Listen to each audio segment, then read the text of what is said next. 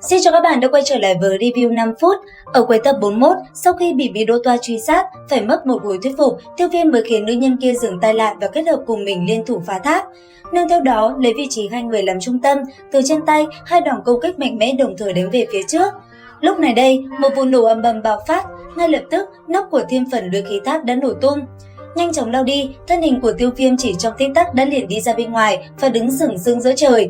Lúc này đây, mang theo niềm vui sướng, anh ấy liền hướng về phía trước hét lớn nói: "Tiêu Viêm, ta đã quay trở lại rồi đây." Ở phía xa, ngay khi chứng kiến vụ nổ bạo phát, lúc này đây, ở dưới chân tháp, tất cả mọi người đều không khỏi kinh ngạc và sợ hãi. Nghe thấy cái tên Tiêu Viêm, tất cả mọi người đều giật mình, thật không ngờ cái tên tiểu tử kia lại vẫn còn sống. Còn Tiêu Viêm, sau một hồi đứng giữa không trung, thân hình anh ấy cũng chậm rãi rơi xuống mặt đất, sau đó thu hồi hai cánh sau lưng lại. Nhìn đám người Lâm Diễm, Lâm Tu Nhai và Liễu Kình cùng các vị trưởng lão ở phía trước, Tiêu Viêm rất nhanh đã liền hướng tới họ hành lễ. Nhìn thấy vậy, mọi người vô cùng vui mừng, họ cũng không tin được tên gia hỏa kia sau 2 năm mất tích lại vẫn còn sống trở ra. Không những vậy, bề ngoài của hắn lại thay đổi hoàn toàn, điều này thật là kỳ diệu. Càng đặc biệt hơn, sau khi tỉ mỉ quan sát, Tô Thiên trưởng lão rất nhanh đã phát hiện ra Tiêu Viêm đã tấn giai đấu vương. Bởi vậy, ông cũng liền bảo Tiêu Viêm cọ sát với Lâm Tu Nhai một chút, và tất nhiên, Tiêu Viêm cũng không có từ chối. Bởi vậy, nhanh chóng di chuyển từ đấu tràng, một trận đấu giao hữu giữa Tiêu Viêm và Lâm Tu Nhai đã liền diễn ra. Lúc này đây, thân hình như tia chớp, rất nhanh, sau khi khoác lên mình một bộ quần áo bình bao, Tiêu Viêm cùng Lâm Tu Nhai đã liền ở thế đối đầu. Nhìn nhau một hồi, cuối cùng Lâm Tu Nhai cũng đột thủ, từ trong tay anh ấy, trường kiếm xanh lục tỏa ra hơi thở cuồng mãnh đã liền xuất hiện. Ở phía đối diện, trên người Tiêu Viêm, năng lượng bạo phát, chỉ trong tích tắc, thân hình như tia chớp đã lao về phía Lâm Tu Nhai công kích mãnh liệt. Lúc này đây, lấy tốc độ kinh người của Tiêu Viêm, Lâm Tu Nhai đã phải liên tục chống đỡ hết sức vất vả. Và rốt cuộc, sau một hồi công kích, dưới tốc độ phá nhanh của Tiêu Viêm, Lâm Tu Nhai đã phải chấp nhận thất bại. Ở phía dưới, nhìn Lâm Tu Nhai đã tấn giai đến ngũ tinh đấu vương, thế nhưng vẫn bị Tiêu Viêm đánh bại, Tô Thiên trưởng lão cũng giật mình. Còn Tiêu Viêm, sau khi đánh bại Lâm Tu Nhai, nói lời đa tạ, anh ấy cũng liền cùng với Lâm Tu Nhai đi xuống. Lúc này đây, nhìn Tiêu Viêm đi xuống bên cạnh, Tô Thiên trưởng lão mỉm cười nói: "Tiểu tử, chắc hẳn ngươi đã là đỉnh cấp đấu vương." Nghe thế vậy, Tiêu Viêm cũng khẽ gật đầu, đang định giải thích với Tô Thiên thì đột nhiên từ phía xa, một đạo công kích mạnh mẽ đã phóng thẳng về phía hai người. Bởi vậy rất nhanh, trong mắt Tiêu Viêm cùng Tô Thiên trưởng lão, một tấm lá chắn đã phải lập tức xuất hiện và đỡ lại đòn công kích kia.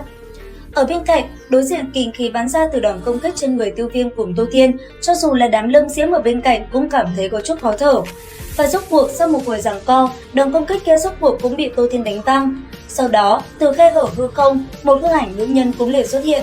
Mang theo ánh mắt lạnh lùng, nàng liền hướng về Tiêu Viêm với vẻ mặt đầy sát khí.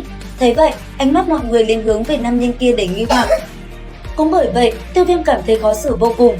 Cuối cùng, nhìn ánh mắt đầy sát khí của Mỹ Đô Toa, anh ấy chỉ có thể nhẹ nhàng nói nàng hãy rời đi mà thôi. Còn Mỹ Đô Toa, sau khi nói với nam nhân kia vài lời, nàng cũng liền quay đầu lại, sau đó hướng về phương xa và biến mất.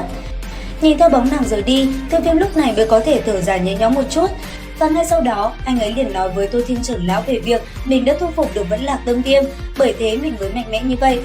Ngay xong, Tô Thiên trưởng lão liền tủm tỉm đáp: "Thế vậy vẫn còn may, trước khi viện trưởng rời đi, ông có để lại một vật chứa, chỉ cần rót một ít dị hỏa vào đó, trong vòng 2 năm, hiệu quả của việc tu luyện sẽ vẫn được duy trì."